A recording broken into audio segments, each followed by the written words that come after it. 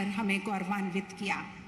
आइए समय के अनुरूप आज के इस कार्यक्रम का शुभारंभ हम डॉक्टर प्रिया के गाए मंगलाचरण से करते हैं। डॉक्टर प्रिया।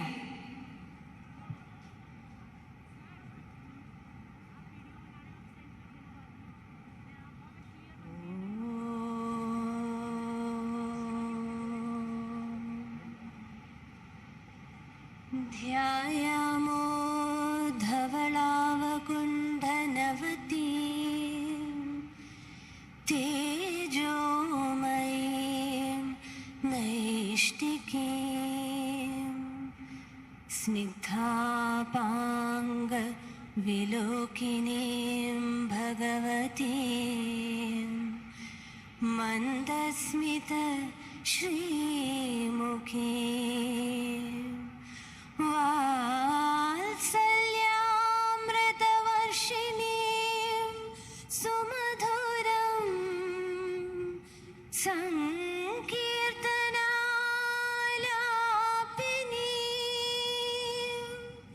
श्यामाङ्गीं मधुसिक्तसूक्तिम् अमृतानन्दात्मिकामीश्वरी अमृतानन्दात्मिकामीश्वरी अमृतानन्दात्मिकाम् ईश्वरी।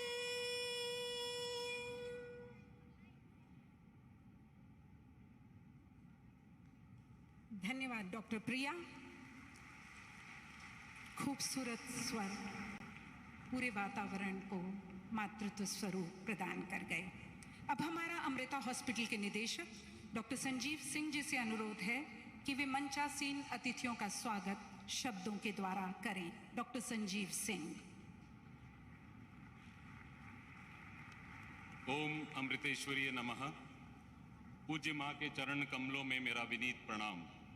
माता अमृतानंदमयी मठ, अमृता हॉस्पिटल और विश्व भर में फैले अम्मा के सभी शिष्यों और एवं भक्तों की ओर से हमारे प्रिय एवं माननीय भारत के प्रधानमंत्री श्री नरेंद्र मोदी जी का सब प्रेम एवं सस्नेह स्वागत करते हैं। आज का दिन अति मंगलमय एवं ऐतिहासिक दिन है, क्योंकि अम्मा श्री माता अमृतानंदमयी देवी के दिव्य सानिध्य में आज विश्व साक्षी है।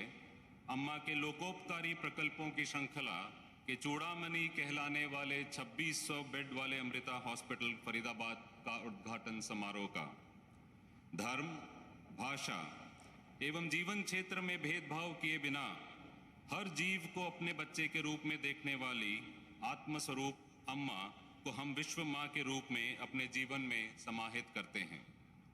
अम्मा ने उपेक्षित और जरूरतमंद लोगों के उत्थान हेतु संपूर्ण जीवन समर्पित किया है। अमृता हॉस्पिटल अम्मा के करुणा व आरोग्य के साथ साथ आधुनिक तकनीक व रिसर्च का सम्मिश्रण द्वारा सच्चे अर्थों में समग्र स्वास्थ्य सेवाएं प्रदान करेगा। आज मुझे अपने विशिष्ट अतिथियों के स्वागत का सौभाग्य प्राप्त हुआ है। हम स्वागत करेंगे अपने चहेते भारत के विश्व शिखर पर ले जाने वाले विश्व में लोकप्रिय भारत के माननीय प्रधानमंत्री श्री नरेंद्र मोदी जी का। आज अमृता हॉस्पिटल के उद्घाटन हेतु यहाँ पधारने के लिए आपका करबद्ध धन्यवाद। हम स्वागत करते हैं हरियाणा के महामहिम श्री बंडारू दत्तात्रेय जी का।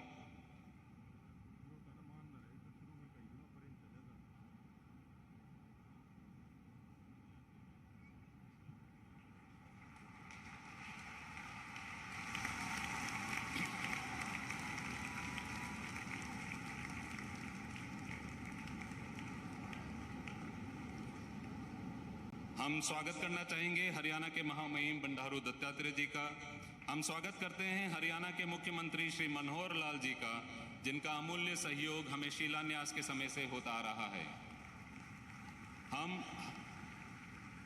हम हरियाणा के उप मुख्यमंत्री श्री दुष्यंत चौटाला जी एवं केंद्रीय ऊर्जा व भारी उद्योग राज्य मंत्री श्री कृष्णपाल गुर्जर जी का भी स्वागत करते हैं। इस अवसर पर हमारे बीच मौजूद स्थानीय एमएलए राजेश नागर जी का भी हम स्वागत करना चाहेंगे। आज हमारे साथ उत्साहवर्धन हेतु अनेक माननीय शुभचिंतक, समर्थक एवं कुछ उच्च अधिकारी भी उपस्थित हैं। हम स्वागत करते हैं सन्यासियों और धर्म प्रमुखों का, केंद्र सरकार के मंत्रियों एवं हरियाणा राज्य सरकार के सांसद और विधायकों का, विदेशी राजदूतों एवं उच्चायुक्तों का, डॉक्टर्स, नर्स, मेडिकल प्रोफेशनल्स का, भारतीय तथा विदेशी विश्वविद्यालय से आए डीन, प्रोफेसर्स और रिसर्चर्स का, पुलिस कर्मियों व मीडिया कर्मियों का, आसपास के गांव से आए प्रियजनों, खासकर पलवली, बादशाहपुर, खेरी, टिकावली के भक्तजनों का हम तहे दिल से स्वागत करते हैं। सुस्वागतम, सुस्वागतम, सुस्वागतम।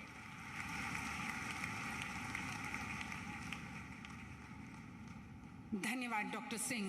मुझे लगता है एक बार जोरदार तालियां पूरे मंच के लिए, हाथ उठाकर अभिनंदन, स्वागत, अभिनंदन। अब मंचासीन विश्व में लोकप्रिय, जो जितने जमीन पर चलते हैं, जिनकी सोच उतनी ही ऊपर चलती है, वे जो इस भारत को विश्व गुरु बनाने के लिए हर कदम अंत्योदय के तहत लेते हैं, आपसे हमारा विनम्र अनुरोध। माननीय श्री प्रधानमंत्री नरेंद्र मोदी जी से हमारा विनम्र अनुरोध कि वे अम्मा को शॉल पहनाकर उनका अभिनंदन करें और हम सबके लिए गौरवपूर्ण समय, अद्भुत समय, जोरदार हाथ उठाकर आप सबकी तालियां। प्रधानमंत्री जी देखिए, अपने स्थल पर उन्होंने अपने शूज, स्लीपर्स उतारे और अम्मा को माल्यार्पण किया। ये है भारतीय संस्कृति, ये है भारतीय परंपरा। और आपके हाथ की तालियां जरा हाथ उठाकर, दो दिव्य शक्तियों का मिलन है आज। एक जिनका प्रेम हम सबके जीवन को बदल रहा है और एक जिनकी सोच भारत को विश्व गुरु बनाने जा रही है।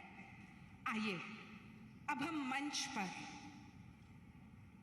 अपनी प्यारी अम्मा को और उनसे ये भक्तिपूर्वक अपेक्षा रखते हुए हृदय की गहराइयों से हम उनसे अनुमोदन करना चाहेंगे कि वे अपने ज्ञानपूर्ण शब्दों से हमारे जीवन को प्रकाशित करें। एक बार जोरदार तालियों के बीच हम चाहेंगे अम्मा हमारे जीवन को प्रकाशित करें।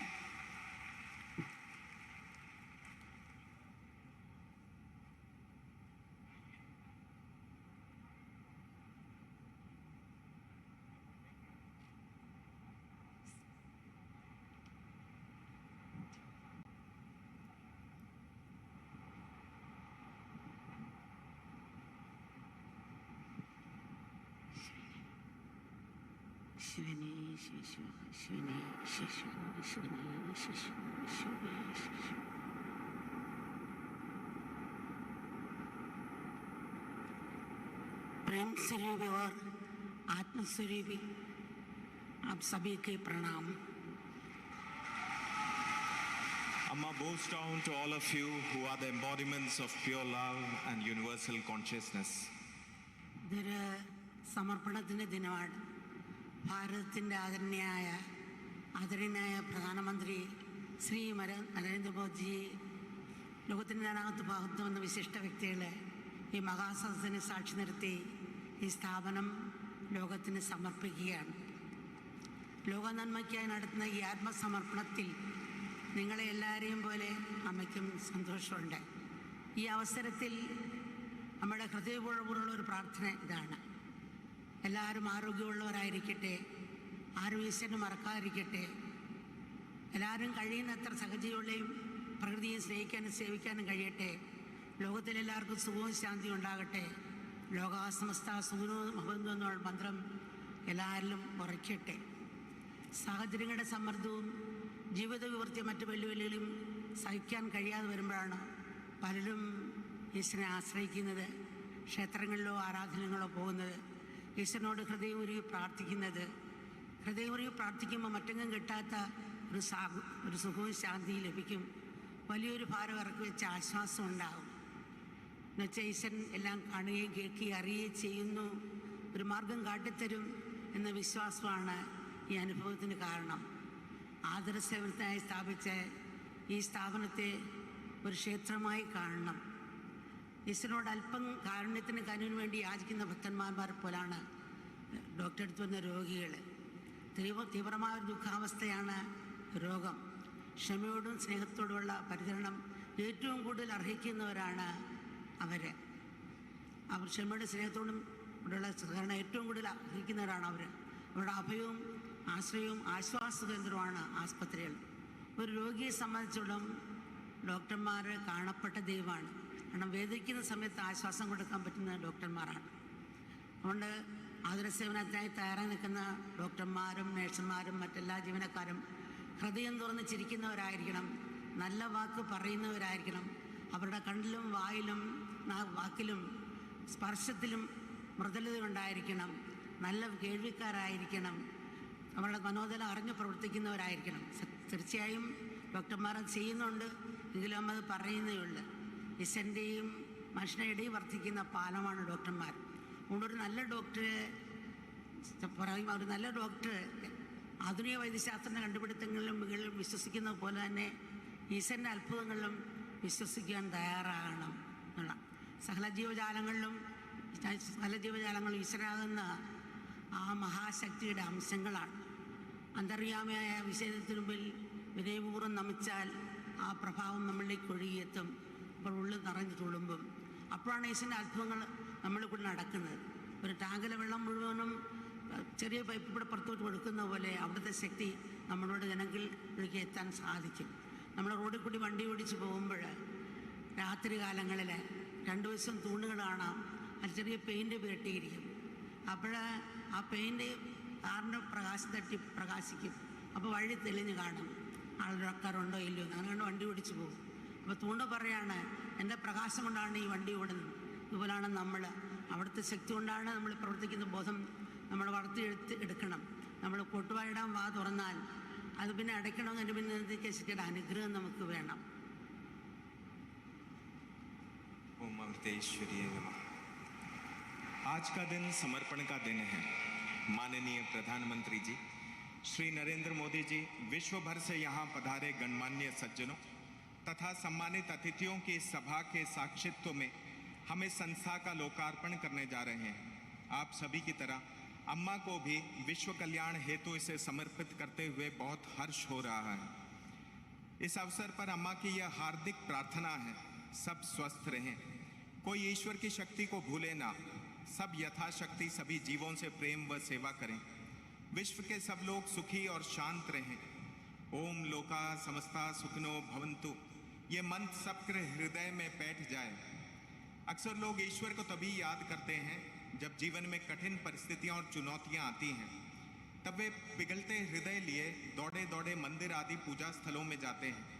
ऐसी तीव्र भावना के साथ प्रार्थना करने पर उन्हें अनोखी सुख और शांति की अनुभूति होती है, गहरी राहत की अनुभूति होती है, मानो उनके कंधों से बड़ा भारी बोझ उतर गया हो। इस अनुभूति का कारण यह विश्वास होता है कि ईश्वर सब सुनता, देखता और जानता है, वो मुझे कोई राह अवश्य दिखलाएगा। इस संस्था को भी, जो बीमार लोगों को अपनी सेवाएं प्रदान करने को तत्पर हैं, आप मंदिर ही मानिए। रोगी डॉक्टरों के पास वैसे ही आते हैं जैसे भक्त भगवान के पास थोड़ी करुणा और राहत की विनती लिए आता है। रोग एक निराशाजनक दुख की स्थिति है। रोगी जिन धैर्य व प्रेम पूर्वक सेवा के पात्र होते हैं, उनके लिए हॉस्पिटल एकमात्र आश्रय व शरण स्थल होता है। जहाँ तक रोगी का संबंध है, डॉक्टर प्रत्यक्ष भगवान होता है, क्योंकि दर्द में राहत वही देता है। यही कारण है कि हॉस्पिटल में सेवारत सभी लोगों जैसे डॉक्टरों, नर्सों व अन्य कर्मचारियों के होठों पर हार्दिक मुस्कान खिली रहनी चाहिए। उनके वचन सुखद हों, उनकी दृष्टि शब्दों और स्पर्श में विनय व नम्रता हो। उन्हें अच्छे श्रोता होना चाहिए और रोगियों की मनस्थिति का ध्यान रखते हुए उनकी सेवा में सक्षम होना चाहिए। बच्चों, आप में ये सब गुण होंगे ही। अम्मा तो बस एक बार उन पर जोर देना चाहती है। डॉक्टर मनुष्य और ईश्वर के बीच के सेतु होते हैं, अतः एक अच्छे डॉक्टर को ईश्वर की अद्भुत शक्ति में विश्वास रखना चाहिए। ठीक उसी प्रकार जैसे वह आधुनिक चिकित्सा और आविष्कारों में रखता है। समस्त सृष्टि, जड़ हो या चेतन, ईश्वर की अनंत शक्ति की अभिव्यक्ति है। यदि हम सब में वास कर रही उस विराट शक्ति को नम्रता पूर्वक प्रणाम करें तो वो शक्ति हमारी ओर प्रवाहित होने लगेगी, हमें लबालब भर देगी और फिर उमड़कर बह निकलेगी। जैसे ऊपर लगी टंकी से जुड़कर छोटे नलों से पानी बह निकलता है, वैसे ही ईश्वर से जुड़ने पर वह शक्ति हमारे माध्यम से समाज के जरूरतमंदों की ओर प्रवाहित होगी। ऐसे में ही तो चमत्कार होते हैं। हम सब ने हाईवे पर रिफ्लेक्टिव पेंट से पुते हुए खंबे देखे हैं। रात को हमारे वाहन का प्रकाश खंबे पर पड़कर परावर्तित होता है। सोचो कैसी मूर्खता होगी अगर वो खंबा सोचने लगे कि मेरी शक्ति से ही इन वाहनों का पथ प्रदर्शन हो रहा है। हम में से अधिकांश ऐसे ही हैं। हमें हर कर्म इस बोध के साथ करना चाहिए कि कर्म करने की शक्ति ईश्वर से ही मिलती है। जब हम जमाई लेते हैं तो हमारे मुंह के खुलने के पीछे भी एक शक्ति है जो मांसपेशियों और नसों को सुनियोजित करती है। किसी कारणवश यदि ये स्थगित हो जाए तो हमारा मुंह खुला का खुला ही रह जाए। ഒരു ഡോക്ടർ എന്ന് പറഞ്ഞാൽ രോഗികളെ സംബന്ധിച്ചോളം അവർ രത്നം സ്വർണം പോലാണ്. പക്ഷേ ഡോക്ടർമാർ റിസർച്ച് കൂടി ചെയ്യുകയാണെങ്കിൽ ആ സ്വർണത്തിന് പരിമണം വന്നുകൊണ്ടിരിക്കും. ഒന്നുകൂടി ആഴത്തിൽ അവർക്ക് റിസർച്ച് കൊണ്ടുവരാൻ സമൂഹത്തെ സഹായിക്കാൻ സാധിക്കുമെന്നാണ് അമ്മയ്ക്ക് തോന്നുന്നത്. അമ്മയ്ക്ക് റിസർച്ചിൽ എന്തുകൊണ്ട് ഇൻട്രസ്റ്റ് വരാൻ തുടങ്ങിയ കാരണം അമ്മ 50 വർഷം മുമ്പേ ഭക്തന്മാർ വരുന്ന കൂട്ടത്തിൽ ചില മക്കൾ പൊട്ടി കരയുകയാണ്. അമ്മ, എൻ്റെ ഭർത്താവ് മരിച്ചുപോയി, എനിക്ക് 5 കുട്ടികളുണ്ട്, എങ്ങനെ ജീവിക്കണമെന്ന് അറിയില്ല, വിഷമമാണ് അമ്മ. പല അമ്മമാരും ഇതുപോലെ ഒന്ന് പറയാറുണ്ട്, അച്ഛന്മാരും പറയാറുണ്ട്. എന്താ വെച്ചപ്പോഴാണ് ജനിച്ചപ്പോഴേ വാൾവിന് ഊട്ടുണ്ടായിരുന്നു. അപ്പോൾ ഓപ്പറേഷൻ ചെയ്യാൻ ഡോക്ടർമാർ പറഞ്ഞു. പക്ഷെ വെളിയിൽ നിന്നാണ് വാൾവ് മേടിക്കേണ്ടത്. അപ്പോൾ അതിനുള്ള പൈസ ഇല്ലാത്തതുകൊണ്ട് ഓപ്പറേഷൻ ചെയ്തില്ല. അങ്ങനെ 40 വയസ്സിൽ മരിച്ചുപോയി. എന്നിട്ട് വല്ലാത്ത വിഷമം തോന്നി. ഇന്ത്യയിൽ അങ്ങനെ ഒരു റിസർച്ച് ഉണ്ടായിരുന്നെങ്കിൽ ഈ സാധുക്കൾ നമുക്ക് രക്ഷിക്കാൻ സാധിച്ചതിനല്ലോ എന്ന് വിഷമിച്ചു. അങ്ങനെയാണ് അമ്മ ആസ്പത്രി തുടങ്ങുന്നതും റിസർച്ചിന് കൂടുതൽ പ്രോത്സാഹനം കൊടുക്കാൻ വിചാരിച്ചതും അങ്ങനെയാണ്. ഇപ്പം നരേന്ദ്രമോദി തന്നെ എങ്ങനെയാണ് ഇപ്പം നമുക്ക് കൊറോണ വന്ന സമയത്ത് അത്രയും പണം കൊടുത്തുകൊണ്ടാണ് റിസർച്ച് ചെയ്ത് ഇന്ന് ആളുകൾ മരണത്തിൽ നിന്ന് രക്ഷപ്പെടാൻ സാധിച്ചിട്ടുള്ളത്. അത്ര ആൾക്കാർ ഇപ്പം മരിക്കുന്നില്ല. അതുപോലെ പല കാര്യങ്ങളിലും മറ്റ് ജനങ്ങളുടെ രോഗത്തിനെ ചികിത്സിക്കാൻ വേണ്ടിയും മറ്റു പല കാര്യങ്ങളും മോദിജി ചെയ്യുന്നുണ്ട്. അപ്പം അതിനെയും ജനങ്ങൾക്ക് കൂടുതൽ ഉപകാരപ്രദമാകണമെന്ന് പരമാത്മാവോട് തന്നെ പ്രാർത്ഥിക്കുകയാണ്. പിന്നെ ഇന്ന് നമ്മൾ ലോകത്തെ കാണുന്ന ഒരു വ്യവസായ ഉൽപ്പന്നം പോലാണ്, അല്ലാതെ വ്യവസായ ഉൽപ്പന്നം പോലാണ്, അല്ലാതെ ഒരു കുടുംബമായിട്ടല്ല. ഈ മനോഭാവത്തോടെ നോക്കുമ്പം അതിരുകളില്ലാത്ത വളർച്ചയാണ് നമ്മൾ പ്രതീക്ഷിക്കുന്നത്. പക്ഷെ അത്തരം വളർച്ച എപ്പോഴും പ്രയോജനപ്പെടുന്നില്ല. ഉദാഹരണത്തിന് ക്യാൻസർ സെല്ല് പരിധിയില്ലാതെ വളരുന്നത് അതുകൊണ്ടാണ് വ്യക്തിയുടെ നാശത്തിന് കാരണമാകും. അതുപോലെ സമൂഹത്തിന് തകാത്ത വളർച്ച ഒരു ശക്തിയിൽ ശരിയായ വളർച്ചയല്ല എന്നുള്ളതാണ്. കാരണം ഇവിടെയാണ് മൂല്യത്തിൻ്റെ പ്രസക്തി. അത് മൂല്യമില്ലാതെ വളർച്ച സിമെൻറ്റഡാ കെട്ടുന്ന ഗോപുരം ആയിരിക്കും. മൂല്യം എന്ന് പറയുന്നത് ആധ്യാത്മികം കൊണ്ടിരിക്കുന്നതാണ്. അതെന്ന് വെച്ചാൽ നമ്മളെ ജീവിക്കാനുള്ള വിദ്യാഭ്യാസം, ജീവിതത്തിനുള്ള വിദ്യാഭ്യാസം, പഠിപ്പിന് വേണ്ടി പഠിക്കണം, ജോലി മേടിക്കണം. പിന്നെ അതിനൊത്ത് ലോകത്തിൻ്റെയും വസ്തുവിൻ്റെയും സ്വഭാവം, മനസ്സിൻ്റെ വികാരം ഇപ്പറ്റി പഠിക്കണം. പറയും ഇന്ന് എവിടെ പോയാലും ഇൻ്റർനെറ്റിൻ്റെ കണക്ഷൻ ഉണ്ടോയെന്ന് വെച്ച് ഭയങ്കര മരണപ്രാണം പിടിക്കുന്ന കാണാം കുഞ്ഞുങ്ങൾ. പക്ഷേ ഇൻ്റർനെറ്റിലേക്ക് നമ്മൾ പോകുന്നില്ല, അതിൻ്റെ കണക്ഷൻ ശരിയാക്കുന്നില്ല. അതാണ് മനസ്സിൻ്റെ എയർ കണ്ടീഷൻ. മറ്റ് പരിസ്ഥിതി എയർ കണ്ടീഷൻ, ഇത് മനസ്സിൻ്റെ എയർ കണ്ടീഷനാണ്. അപ്പോൾ ഇതാണ് നമ്മുടെ ആധ്യാത്മിക എന്ന് പറയുന്നത്. അപ്പം നമ്മൾ സാധാരണ ഒരു സൂപ്പർ മാർക്കറ്റിൽ പോകുമ്പോൾ നമ്മൾ സാധാരണ ജീവിതത്തിൽ എങ്ങനെയാണെന്ന് വെച്ചാൽ ഇപ്പോൾ ഓരോ വീടുകളും സൂപ്പർ മാർക്കറ്റായി തീർന്നു.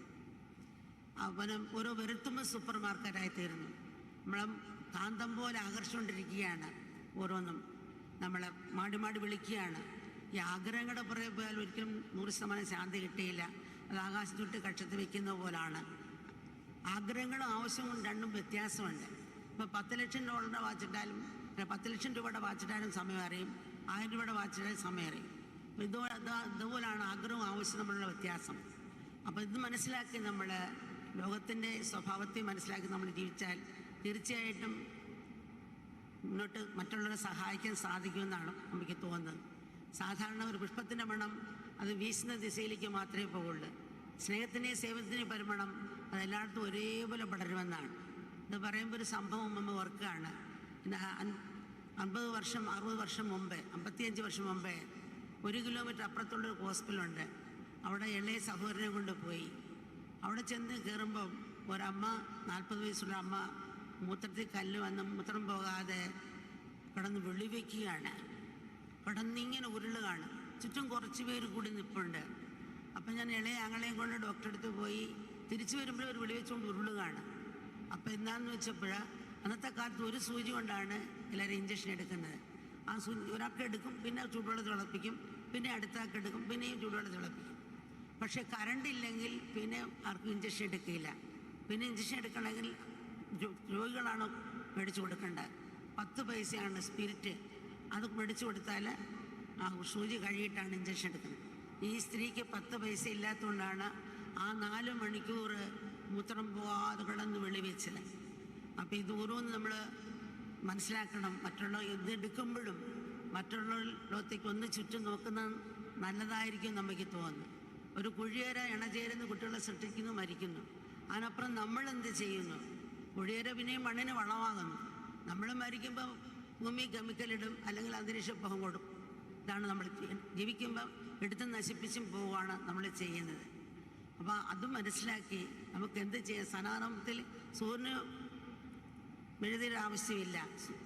സിട്ടി സിട്ടാവൻ രണ്ടല്ല എന്ന് എപ്പോഴും പറയും. ഒരു പ്ലെയിൻ്റെ എഞ്ചിൻ കേടാലും പറക്കാൻ പറ്റില്ല, സ്ക്രൂവിലും പറക്കാൻ പറ്റില്ല. അതുപോലെ എല്ലാത്തിനെയും ഈശ്വരനായി കണ്ട് സ്നേഹിക്കാനും സേവിക്കാനാണ് നമ്മൾ സനാതനം പഠിപ്പിച്ചിട്ടുള്ളത്.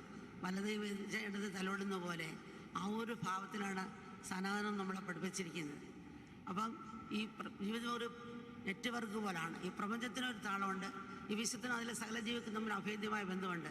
പരസ്പരം ബന്ധപ്പെട്ട് കിടക്കുന്ന നെറ്റ്വർക്ക് പോലാണ് ഈ വിശ്വം. 4 പേര് ചേർന്ന് പിടിച്ചിരിക്കുന്ന ഒരാളുടെ കോണിൽ ചലനമുണ്ടായാൽ അങ്ങനെ തരംഗം എല്ലായിടവും പ്രതിഫലിക്കും. അതുപോലെ നമ്മൾ അറിഞ്ഞോ അറിയാതെയോ ഒറ്റയായോ കൂട്ടമായോ ചെയ്യുന്ന എല്ലാ കർമ്മങ്ങളും ഈ പ്രപഞ്ചമെന്ന ഒരാളുടെ കൊണ്ട് പ്രതിഫലിക്കുന്നുണ്ട്. അതുകൊണ്ട് അവരും മാറി നമ്മൾ മാറി നടക്കില്ല. അവർ മാറി നമ്മൾ മാറിയാൽ ഈ മാറ്റം കൊണ്ടുവരാൻ നമുക്ക് സാധിക്കും. ജീവിതത്തിൽ ഏറ്റവും വലിയ നഷ്ടം സേവനം ചെയ്യാനുള്ള അവസരം പാഴാക്കുന്നതാണ്. ലോകം മുഴുവൻ ഉറ്റുനോക്കുന്നതും ഒരു വീഴാമ്പലിനെ ദാഹിച്ചു കഴിയുന്നതും നിസ്വാർത്ഥ സേവനം ചെയ്യാനുള്ള സന്മനസ്സുള്ളവർക്ക് വേണ്ടിയാണ്. നമ്മൾ ഈ ഭൂമിയുടെ മാറിൽ മുറിപ്പാടുണ്ടാക്കി പോകേണ്ടവരല്ല, ഭൂമിയുടെ മുടിയിൽ പൂക്കൾ ചാർത്തി പോകേണ്ടവരാണ്. ആ നിഷ്കളങ്കയുടെയും നിസ്വാർത്ഥയുടെയും ഈ പുഞ്ചിയുടെ പൂക്കൾ ഒരിക്കലും വാടാതെ കൊഴിയാതെ നിലനിൽക്കാൻ നമുക്കെല്ലാവർക്കും കഴിയട്ടെ. അങ്ങനെ കൃപ എല്ലാവരും അനുഗ്രഹിക്കട്ടെ. നമസ്കാരം.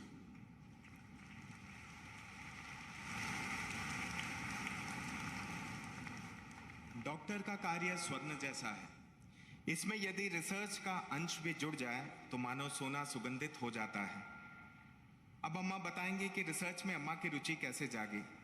लगभग 40 वर्ष पूर्व कई महिलाएं अम्मा के पास आकर रोती थी, कहती थी मेरे पति को जन्मजात हार्ट के वाल्व की बीमारी थी।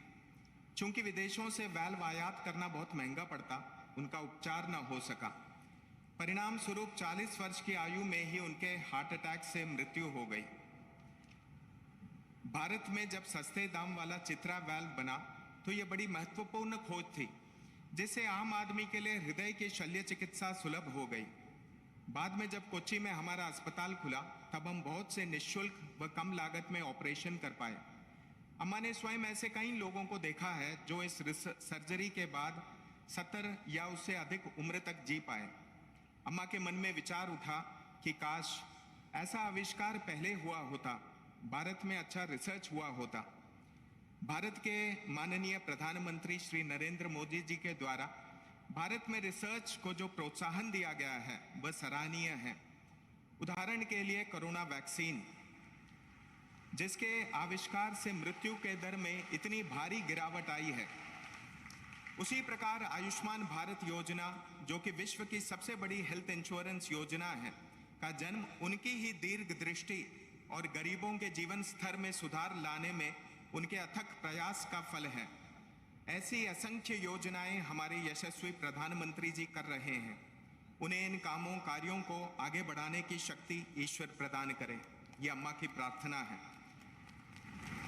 हमारे अमृता विश्वविद्यापीठम में पढ़ाई की कई शाखाएं हैं, जैसे engineering, computing, biotechnology, nano technology और मेडिसिन। इन सब क्षेत्रों में रिसर्च हेतु उत्कृष्ट सुविधाएं भी उपलब्ध हैं। यदि सब लोग संयुक्त रूप से सभी शाखाओं में रिसर्च करें तो ऐसा कुछ नहीं बचेगा जो हम न कर सकते हों। आज हम जगत को एक परिवार के रूप में नहीं बल्कि एक व्यवसाय के रूप में देखते हैं। जब हमारा जगत के प्रति ऐसा दृष्टिकोण होगा तो हमारी अपेक्षा सभी क्षेत्रों में अपार प्रगति की ही होगी। लेकिन संभवतः इस प्रकार की प्रगति हमेशा उपयोगी सिद्ध ना हो। उदाहरण के लिए कैंसर की कोशिकाओं में सदैव वृद्धि होती रहती है, लेकिन उनका यही अपरिमित विकास ही तो रोग और नाश का कारण बनता है। इसी प्रकार जो विकास समाज को समग्र लाभ न पहुंचाए उसे समुचित विकास कहा ही नहीं जा सकता। अंततः इसका परिणाम व्यक्ति और समाज दोनों का विनाश होगा। यह ऐसा क्षेत्र है जहां हमें मूल्यों के महत्व को समझना होगा। मूल्यहीन समाज वैसा है जैसे सीमेंट के बिना बनी बिल्डिंग। मूल्यों का समावेश करके ही समाज पूर्ण विकसित फूलों से लदे वृक्ष की भांति फल फूल सकता है। जीवन में दो प्रकार की परिस्थितियां आती हैं, एक जिन्हें प्रयत्नों द्वारा बदला जा सकता है और दो जिन्हें बदलना संभव नहीं होता, केवल स्वीकार करना पड़ता है। उदाहरण के लिए कोई 5 फुट का आदमी 6 फुट लंबा होना चाहे, पर उसका आनुवंशिक गठन ऐसा है कि 5 फुट से 1 इंच भी ज्यादा बढ़ नहीं सकता। वो कितनी भी विटामिन की गोलियां खाए या पांव जोड़कर उल्टा ही क्यों ना लटका रहे, वो 6 फुट लंबा नहीं हो सकता। उसके पास इस स्थिति को स्वीकारने के सिवा दूसरा चारा नहीं होता। लेकिन कई परिस्थितियां ऐसी होती हैं जहां प्रयत्न करते रहना पड़ता है। उदाहरण के लिए हम परीक्षा में फेल हो जाएं तो जब तक पास ना हो जाएं प्रयत्न करते रहना चाहिए। हमें यह विवेक होना चाहिए कि किन परिस्थितियों को स्वीकार करना है और कहां प्रयत्न करने की आवश्यकता है। आध्यात्मिकता हमें प्रत्येक वस्तु को उसके उचित स्थान पर देखना सिखलाती है, ताकि हम मेंढक को हाथी और हाथी को मेंढक के रूप में ना देखें। आज हम हर जगह इंटरनेट कनेक्शन पाने को कैसे व्याकुल रहते हैं, लेकिन सिर्फ इंटरनेट कनेक्शन का होना ही काफी नहीं, अपने इनर नेट को भी कनेक्ट करना होगा हमें। यहाँ आकर हमें आध्यात्मिकता के महत्व को समझना होगा। इससे भीतरी जगत एयर कंडीशन होता है, जबकि शेष सारा ज्ञान बाहरी स्थितियों को ही एयर कंडीशन करता है। किंतु मन की एयर कंडीशनिंग ना हुई तो हम कभी सुख शांति का अनुभव नहीं कर पाएंगे। आजकल हर कमरा मानो एक सुपरमार्केट सा बन गया है। उंगलियों की नोक पर सुपरमार्केट्स रखी हैं जो लुबा लुबा कर कहती हैं आइए आइए, चुंबक की तरह अपनी ओर खींचती हैं। परिणाम यह कि हम हमेशा बाहर ही देखते रहते हैं और यूं ही अधिकाधिक चीजें इकट्ठी करते करते थक हार जाते हैं। आकाश को लपेटकर अपनी कांख में दबाने की कोशिश करना असंभव है। आज हम अधिकांश समय अपनी आवश्यकताओं की पूर्ति करने नहीं बल्कि इच्छाओं के पीछे भागते बिताते हैं। इच्छाएं और आवश्यकताएं दोनों अलग हैं। उदाहरण के लिए 1000 रुपए की घड़ी और 1 लाख रुपए की घड़ी समय तो एक सा ही दिखाती हैं। अम्मा के कहने का तात्पर्य यह बिल्कुल नहीं कि आप घड़ी ना पहने, लेकिन हाँ इतना ध्यान रखें कि वासना पूर्ति से हमें कभी पूर्ण शांति या संतृप्ति नहीं मिल सकती। फूल की सुगंध सदा हवा की दिशा में ही बहती है, किंतु प्रेम और सेवा की सुगंध सब दिशाओं में समान रूप से बहती है। अम्मा को अपने बचपन की एक घटना याद है जो लगभग 58 वर्ष पूर्व घटी होगी। जब अम्मा 10 वर्ष की थी तो अम्मा का 5 वर्षीय भाई बीमार हो गया। अम्मा उसे लगभग 1 किलोमीटर दूर छोटे से दवाखाने में लेकर गई। वहां रोगियों को भर्ती करने के लिए कमरे नहीं थे, बस एक डॉक्टर और 2-3 नर्सें ही थी। उस दवाखाने पहुंचे तो एक महिला को बरामदे में लोट लोट कर जोरों से रोते चिल्लाते देखा। कुछ लोग उसे घेरे खड़े थे। अम्मा ने उसे भीतर जाते और बाहर निकलते समय भी पीड़ा में लोटते देखा। जब अम्मा ने उसके रोने का कारण पूछा तो लोगों ने बताया कि उसके किडनी में पथरी थी, इसलिए असह्य पीड़ा के चलते मूत्र का निकास नहीं हो रहा था। उन दिनों हॉस्पिटल सबको इंजेक्शन लगाने के लिए एक ही सिरिंज का प्रयोग करते थे और कभी कभी उसे स्टेरलाइज करने के लिए एक हीटर पर उबलते पानी में डाल देते थे। बिजली ना होती तो यह हीटर भी ना चलता और इंजेक्शन देना बंद करना पड़ता था। ऐसे में रोगी 10 पैसे में, केवल 10 पैसे में अल्कोहल की छोटी सी शीशी लाकर नर्स को देता ताकि सुई को स्टेरलाइज करके उसे इंजेक्शन लगा दे। वो महिला पीड़ा में इसलिए लौट रही थी क्योंकि उसके पास अल्कोहल की शीशी खरीदने के लिए 10 पैसे भी नहीं थे और पीड़ा सहने के सिवा कोई चारा नहीं था। अम्मा की जन्मदात्री माँ दमयंती अम्मा ने अम्मा को अपने भाई को 2 डोसे और 1 कप चाय ले देने के लिए 15 पैसे दिए थे। अम्मा ने चुपचाप उसमें से 10 पैसे उस महिला को दे दिए और शेष 5 पैसों से अपने भाई को 1 डोसा ले दिया और चाय की जगह थोड़ा सा पानी पिला दिया।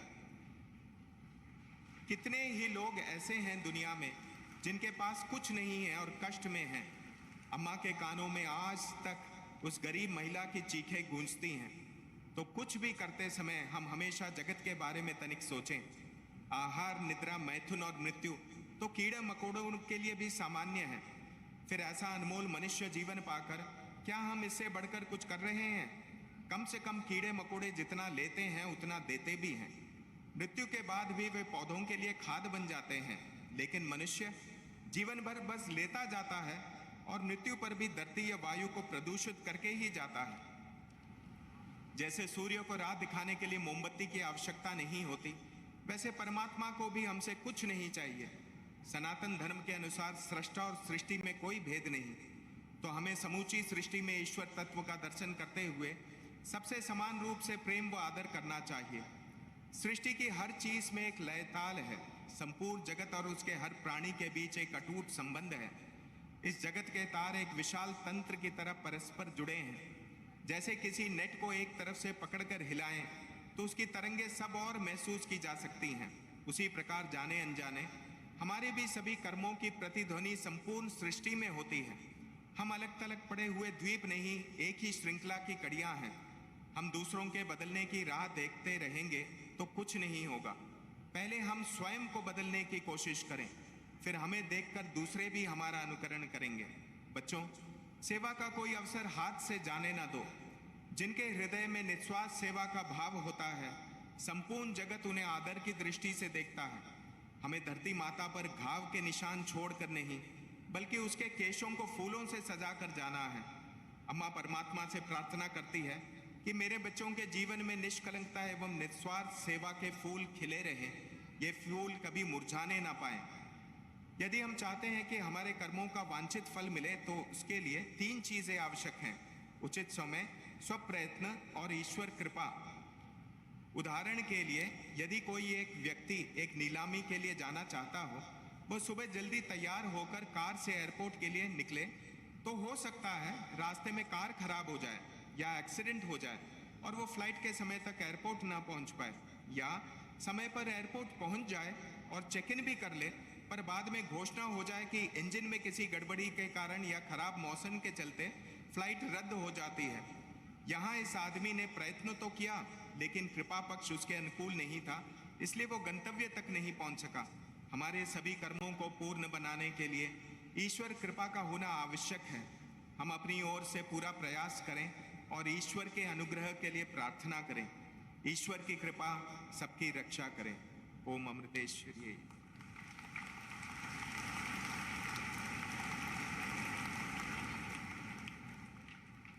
कितना दिव्य ज्ञान हमारी प्यारी अम्मा। आपके ज्ञान रूपी सनातन प्रयास को हम हृदय से नमन करते हैं। हमें आशीर्वाद दीजिए कि हॉस्पिटल के हम सभी कार्यकर्ता आपकी प्रेरक दृष्टि, प्रेम, करुणा एवं समर्पण और निस्वार्थता को याद रखते हुए आपके दिखाए हुए मार्ग पर चल सकें। अब मंच पर हरियाणा के लोकप्रिय माननीय मुख्यमंत्री श्री मनोहर लाल जी से हमारा विनम्र अनुरोध है कि कृपया आप यहाँ उपस्थित सभा को संबोधित करें, आप सबकी करतल ध्वनि के मध्य।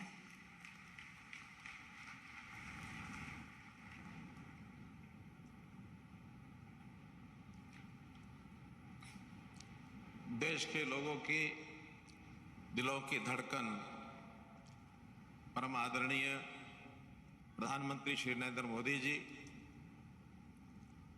आध्यात्मिकता की प्रतिमूर्ति, हम सबकी प्यारी पूज्य माँ श्री माता अमृतानंदमयी देवी अम्मा जी, माननीय राज्यपाल श्री बंडारू दत्तात्रेय जी, उप मुख्यमंत्री श्री दुष्यंत चौटाला जी, माननीय केंद्रीय बिजली एवं भारी उद्योग राज्य मंत्री श्री कृष्णपाल जी, माता अमृतानंदमयी मठ के उपाध्यक्ष स्वामी अमृत स्वरूपानंद जी, उपस्थित सभी महानुभाव, भाइयों बहनों, आज का यह अवसर बहुत ही विशेष एक अवसर है, बहुत महत्व का अवसर है। ये केवल एक हॉस्पिटल का उद्घाटन नहीं है, बल्कि गरीब लोगों की, जनता की सेवा के लिए एक किया जाने वाला यह यज्ञ है। ये धरती बाबा फरीद की धरती फरीदाबाद, जिसमें पूज्य माता अमृतानंदमयी अम्मा जी के चरण कमल पड़े हैं, आपके ही आशीर्वाद से यहाँ नर सेवा के नए प्रकल्प अमृता अस्पताल का शुभारंभ माननीय प्रधानमंत्री जी के कर कमलों से होने जा रहा है। मैं अम्मा जी, माननीय प्रधानमंत्री जी दोनों का ही अपनी ओर से, हरियाणा की जनता की ओर से स्वागत करता हूं, अभिनंदन करता हूं।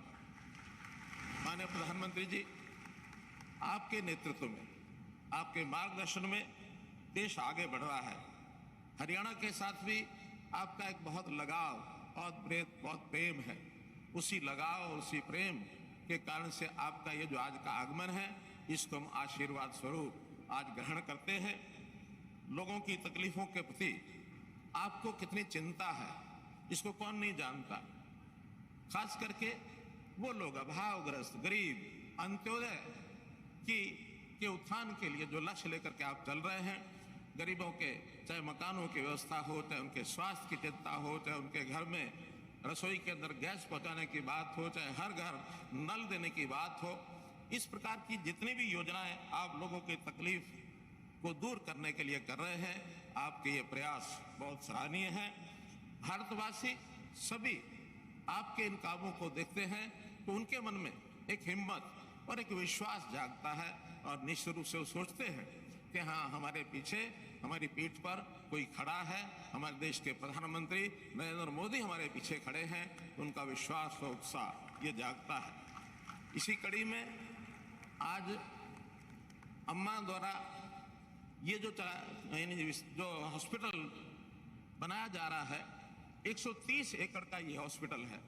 मुझे याद है कि 2016 में जब इसका शिलान्यास हुआ था, उस समय अम्मा ने हमको निमंत्रण दिया था। उस समय तक हमको जानकारी नहीं थी, लेकिन वो जो एक उस समय लगाया गया पौधा आज एक इतना बड़ा वटवृक्ष के रूप में, अस्पताल के रूप में ये खड़ा हुआ है। न केवल अस्पताल, बल्कि यहाँ एक नर्सिंग कॉलेज, एक मेडिकल कॉलेज 150 सीटों का, लगभग 2600 बेड का ये हॉस्पिटल है। 550 बेड आईसीयू के होंगे। तो इतना बड़ा ये विशाल वटवृक्ष, शायद भारतवर्ष का इतना बड़ा ये पहला अस्पताल है, पहला ये प्रकल्प है। इतना बड़ा भारतवर्ष में शायद भी कोई और होगा।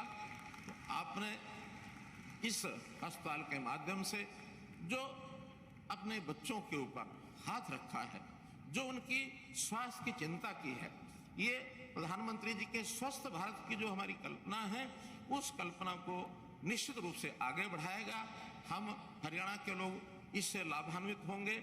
मैं हरियाणा की ओर से माता श्री अमृतामयी अम्मा जी का भी अभिनंदन का आभार प्रकट करता हूं कि उन्होंने दक्षिण भारत के बाद उत्तर भारत में फरीदाबाद को चुना। इसके लिए मैं उनका विशेष आभारी हूं।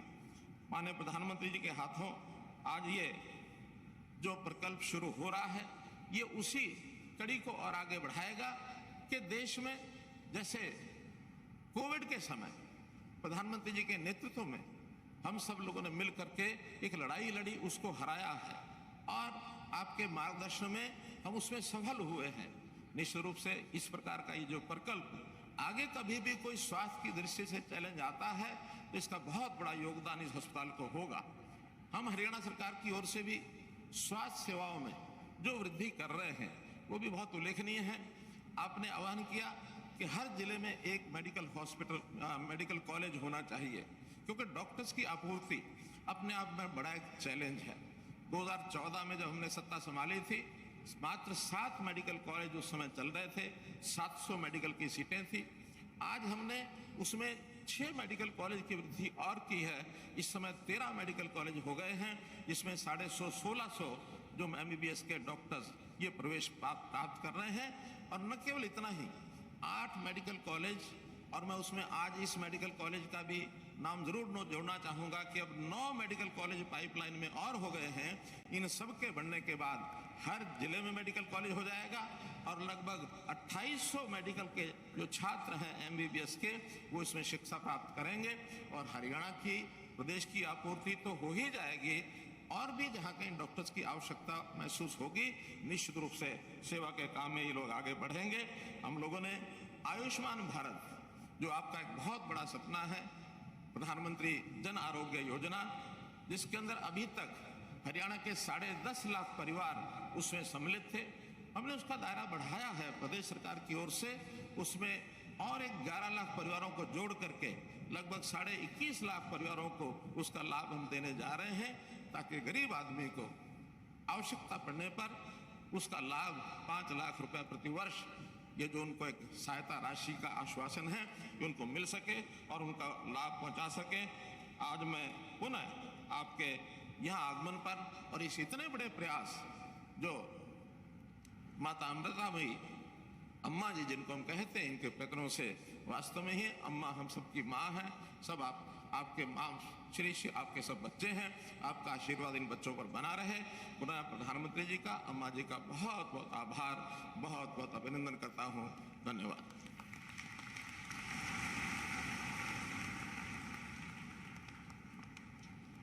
बहुत बहुत साधुवाद माननीय मुख्यमंत्री जी, आपके प्रेरणादायी शब्दों हेतु आपका सादर धन्यवाद। अब हम जिस क्षण की प्रतीक्षा में थे, हम अपने माननीय प्रधानमंत्री श्री नरेंद्र मोदी जी से अनुरोध करते हैं कि वे अमृता हॉस्पिटल फरीदाबाद का उद्घाटन डिजिटल प्लाक का अनावरण करके करें, एवं इसके साथ आप सब आनंद लें इस अभूतपूर्व कार्य पर आधारित एक वीडियो का। एक बार जोरदार करतल ध्वनि।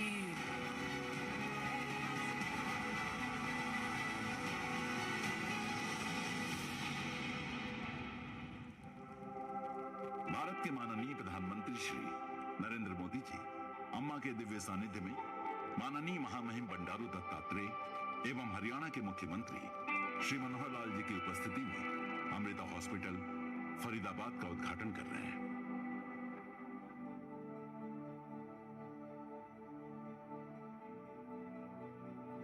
भारत स्वास्थ्य सेवाओं के क्षेत्र में विश्व का अगुवा बनता जा रहा है। भारत आज विश्व के लिए एक बार फिर संजीवनी बनकर उभरा है। प्रधानमंत्री श्री नरेंद्र मोदी जी के नेतृत्व में स्वास्थ्य सेवाएं हर गांव, हर शहर पहुंच रही हैं, घर घर पहुंच रही हैं। प्रधानमंत्री जी ने देश में जो स्वास्थ्य क्रांति की मशाल जलाई है, उसकी रोशनी देश ही नहीं विदेशों तक पहुंच रही है। उनकी इस तपस्या में उनके साथ हमेशा खड़ा रहा है अमृता हॉस्पिटल्स।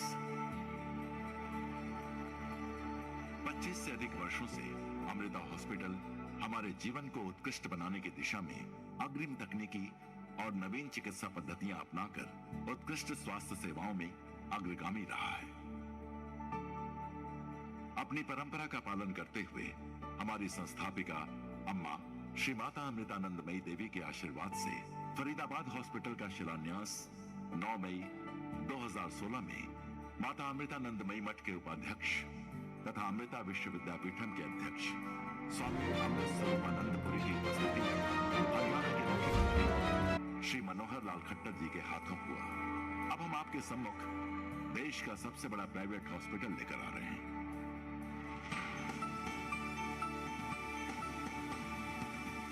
एक 130 एकड़ का विशाल परिसर, 2600 बेड्स, 5,20,000 स्क्वायर फीट में फैला हुआ medical college, 81 specialities, 64 fully network modular operation theatres, 24 घंटे digitally monitored 534 critical care beds वाला भारत का सबसे बड़ा पीडियाट्रिक सुपर स्पेशलिटी सेंटर, अत्याधुनिक ऑटोमेटेड स्मार्ट लैबोरेटरीज, देश भर की सर्वाधिक उच्च श्रेणी की मेडिकल इमेजिंग सर्विसेज, देश का सबसे बड़ा high precision radiation oncology centre, Bharat का सबसे बड़ा नवीनतम व आधुनिकतम physical medicine and rehabilitation centre, centre of excellence for nuclear medicine in diagnostic and therapeutics, robotics, haptic, cadaveric, high fidelity surgical and medical simulation का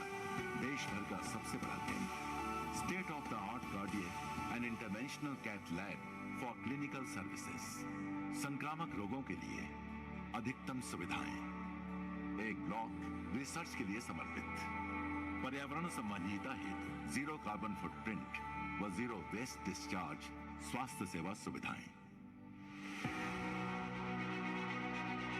इस नए उपक्रम के शुभारंभ पर आप सबका इस रोमांचक यात्रा में अमृता हॉस्पिटल्स के साथ जुड़ने हेतु स्वागत है।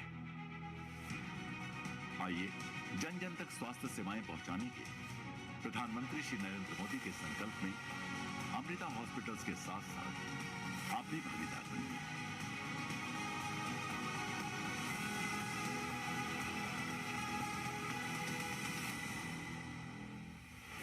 Amrita hospital, sector 88।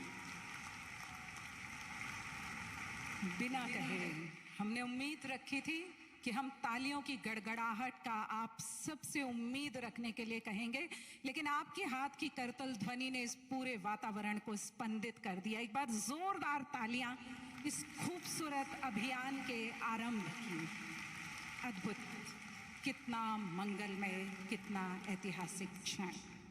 और अब संपूर्ण विश्व में लोकप्रिय अंत्योदय योजना को और उसकी भावना को हम सबके जीवन में भरने वाले हमारे माननीय प्रधानमंत्री श्री नरेंद्र मोदी जी से हमारा करबद्ध अनुरोध है कि आप अमृता हॉस्पिटल एवं संपूर्ण राष्ट्र को लेकर हम सभी के साथ अपनी दूरदर्शिता को साझा करें।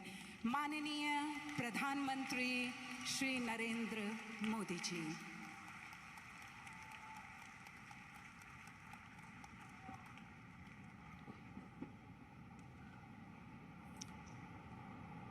अमृता अस्पताल के रूप में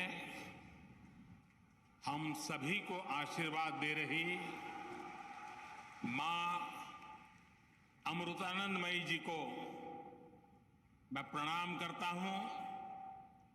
स्वामी आत्मा स्वरूपानंदपुरी जी, हरियाणा के राज्यपाल श्री बंडारू दत्तात्रेय जी, मुख्यमंत्री श्री मनोहर लाल जी, केंद्रीय मंत्रिमंडल में मेरे सहयोगी कृष्णपाल जी, हरियाणा के उप मुख्यमंत्री श्रीमान दुष्यंत चौटाला जी, अन्य महानुभाव, देवी और सज्जनों, अभी कुछ दिन पहले ही देश ने एक नई ऊर्जा के साथ आजादी के अमृत काल में प्रवेश किया है। हमारे इस अमृत काल में देश के सामूहिक प्रयास प्रतिष्ठित हो रहे हैं। देश के सामूहिक विचार जागृत हो रहे हैं। मुझे खुशी है कि अमृत काल की इस प्रथम बेला में मां अमृतानंदमयी के आशीर्वाद का अमृत भी देश को मिल रहा है। अमृता अस्पताल के रूप में फरीदाबाद में आरोग्य का इतना बड़ा संस्थान प्रतिष्ठित हो रहा है।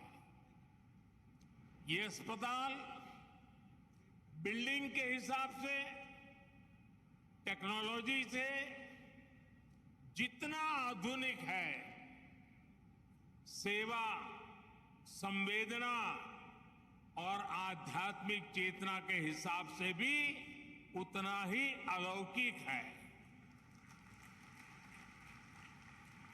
आधुनिकता और आध्यात्मिकता, इसका ये समागम गरीब और मध्यम वर्ग के परिवारों की सेवा का उनके लिए सुलभ प्रभावी इलाज का माध्यम बनेगा। मैं इस अभिनव कार्य के लिए, सेवा के इतने बड़े महायज्ञ के लिए पूज्य अम्मा का हृदय से आभार व्यक्त करता हूं। स्नेहंतिल्ले, कारुण्यतिल्ले, सेवनतिल्ले, त्यागतिल्ले, पर्यायमाण अम्मा,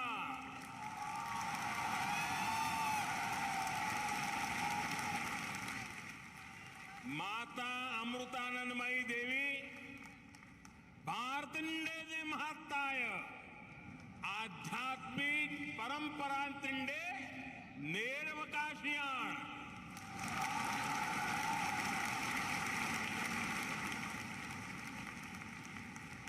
हमारे यहां कहा गया है अयम निजः परोवेति गणना लघु चेतसाम उदार चरितानाम तुम वसुधैव कुटुंबकम।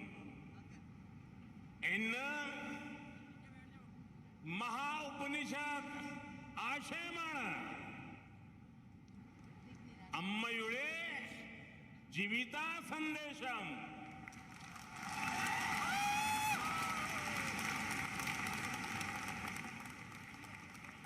अर्थात अम्मा प्रेम, करुणा, सेवा और त्याग की प्रतिमूर्ति है। वो भारत की आध्यात्मिक परंपरा की वाहक है। अम्मा का जीवन संदेश हमें महाउपनिषदों में मिलता है। मैं मठ से जुड़े संत जनों को, ट्रस्ट से जुड़े सभी महानुभावों को, सभी डॉक्टर्स और दूसरे कर्मचारी बंधु भगिनी को भी आज इस पवित्र अवसर पर बहुत बहुत शुभकामनाएं देता हूं। साथियों, हम बार बार सुनते आए हैं न त्वम हम कामये राज्यम न च स्वर्ग सुखानि च कामये दुख तप्ता नाम प्राणी नाम आरती नाशनम। अर्थात न हमें राज्य की कामना है, न स्वर्ग के सुख की इच्छा है। हमारी कामना है कि हमें बस दुखियों की, रोगियों की पीड़ा दूर करने का सौभाग्य मिलता रहे। जिस समाज का विचार ऐसा हो, जिसका संस्कार ऐसा हो, वहां सेवा और चिकित्सा समाज की चेतना ही बन जाती है। इसलिए भारत एक ऐसा राष्ट्र है जहां इलाज एक सेवा है, आरोग्य एक दान है।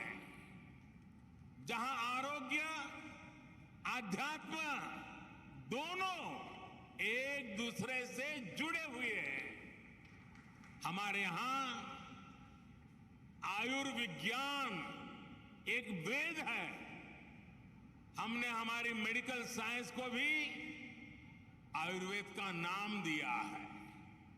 हमने आयुर्वेद के सबसे महान विद्वानों को, सबसे महान वैज्ञानिकों को ऋषि और महर्षि का दर्जा दिया।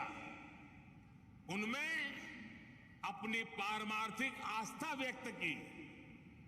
महर्षि चरक, महर्षि सुश्रुत, महर्षि वाग्भट, ऐसे कितने ही उदाहरण हैं जिनका ज्ञान और स्थान आज भारतीय मानस में अमर हो चुका है।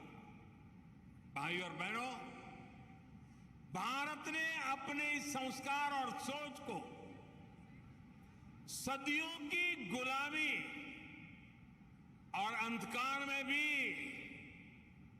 कहीं कभी लुप्त नहीं होने दिया, उसे सहज करके रखा।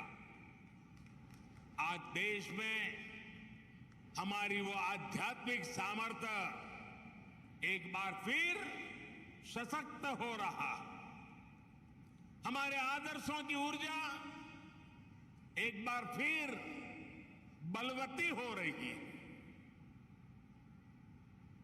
पूज्य अम्मा भारत के इस पुनर्जागरण का एक महत्वपूर्ण वाहक के रूप में देश और दुनिया अनुभव कर रहा है। उनके संकल्प और प्रकल्प सेवा के इतने विशाल अधिष्ठानों के रूप में आज हमारे सामने समाज जीवन से जुड़े ऐसे जितने भी क्षेत्र हैं, पूज्य अम्मा का वात्सल्य, उनकी करुणा हमें हर जगह दिखाई पड़ती है। उनका मठ आज हजारों बच्चों को स्कॉलरशिप दे रहा है, लाखों महिलाओं को स्वयं सहायता समूहों के जरिए सशक्त कर रहा है। आपने स्वच्छ भारत अभियान में भी देश के लिए अभूतपूर्व योगदान दिया है।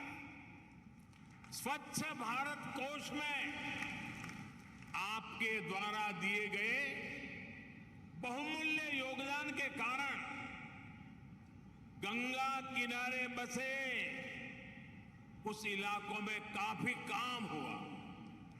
इससे नमामि गंगे अभियान को भी काफी मदद मिली।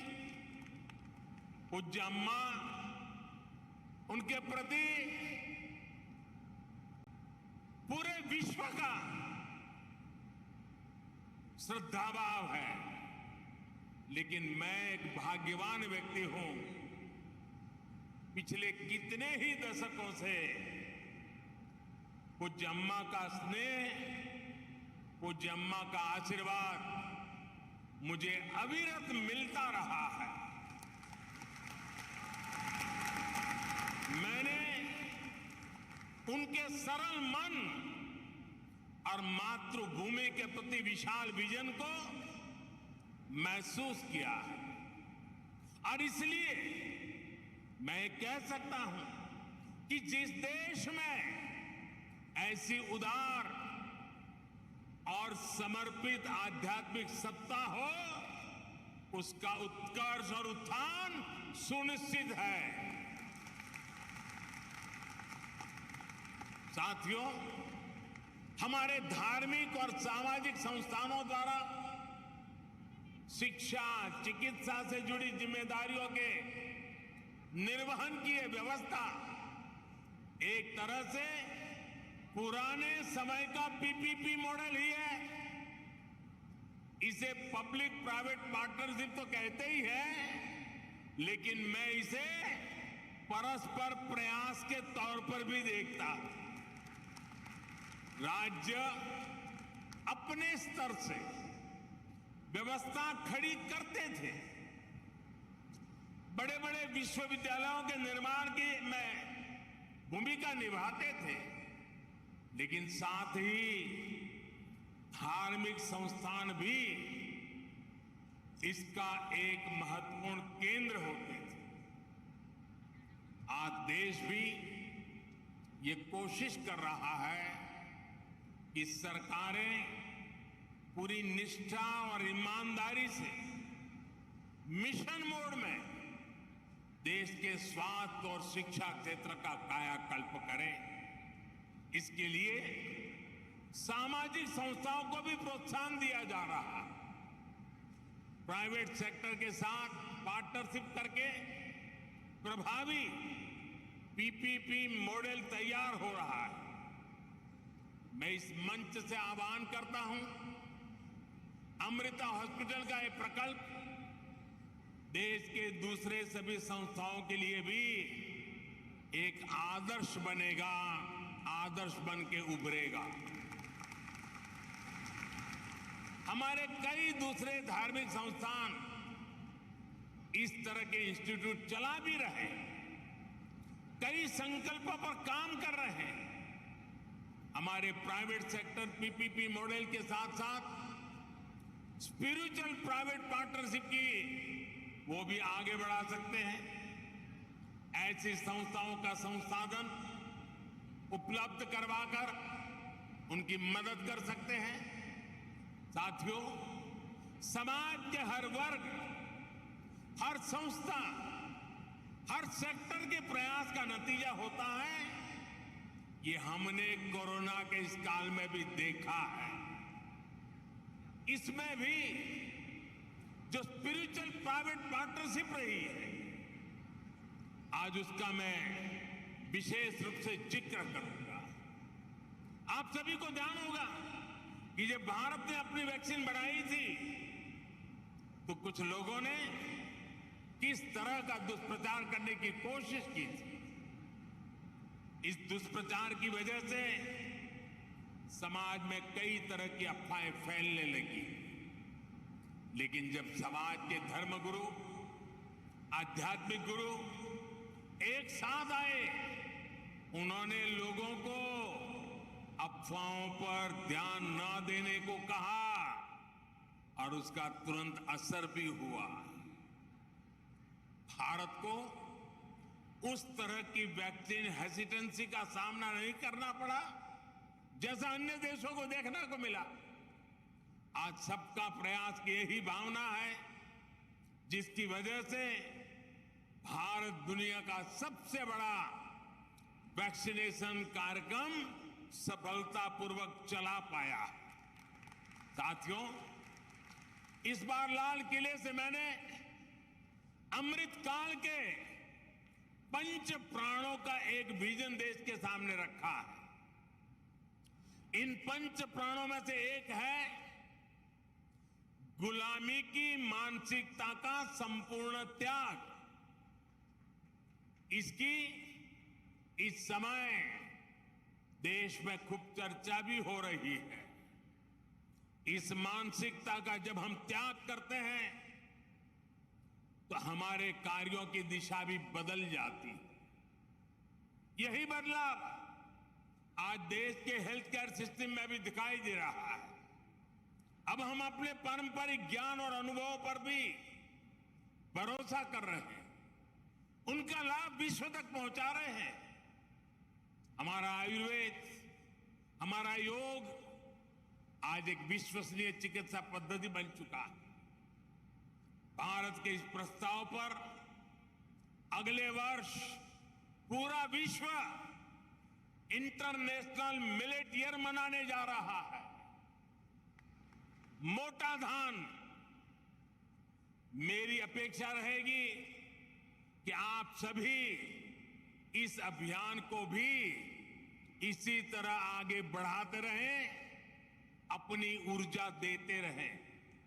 साथियों, स्वास्थ्य से जुड़ी सेवाओं का दायरा केवल अस्पतालों, दवाओं और इलाज तक ही सीमित नहीं होता है। सेवा से जुड़े ऐसे कई कार्य होते हैं जो स्वस्थ समाज की आधारशिला रखते हैं। उदाहरण के लिए स्वच्छ और शुद्ध पानी तक सामान्य से सामान्य नागरिक की पहुंच, ये भी ऐसा ही महत्वपूर्ण विषय है। हमारे देश में कितनी ही बीमारियां केवल प्रदूषित पानी से ही पैदा होती रही है। इसलिए देश ने 3 साल पहले जल जीवन मिशन जैसे देशव्यापी अभियान की शुरुआत की थी। इन 3 वर्षों में देश के 7 करोड़ नए ग्रामीण परिवारों को पाइप से पानी पहुंचाया जा चुका है। विशेष रूप से इस अभियान में हरियाणा सरकार ने भी प्रभावी कार्य किया है। मैं उसका भी विशेष रूप से जिक्र करना चाहता हूं। हरियाणा आज देश के उन अग्रणी राज्यों में है जहां घर घर पाइप से पानी की सुविधा से जुड़ चुका है। इसी तरह बेटी बचाओ बेटी पढ़ाओ में भी हरियाणा के लोगों ने बेहतरीन काम किया। फिटनेस और खेल, ये विषय तो हरियाणा की रगों में है, उसके हरियाणा की मिट्टी में है, यहां के संस्कारों में है। और तभी तो यहां के युवा खेल के मैदान में तिरंगे की शान बढ़ा रहे हैं। इसी गति से हमें देश के दूसरे राज्यों में भी कम समय में बड़े परिणाम हासिल कर रहे हैं।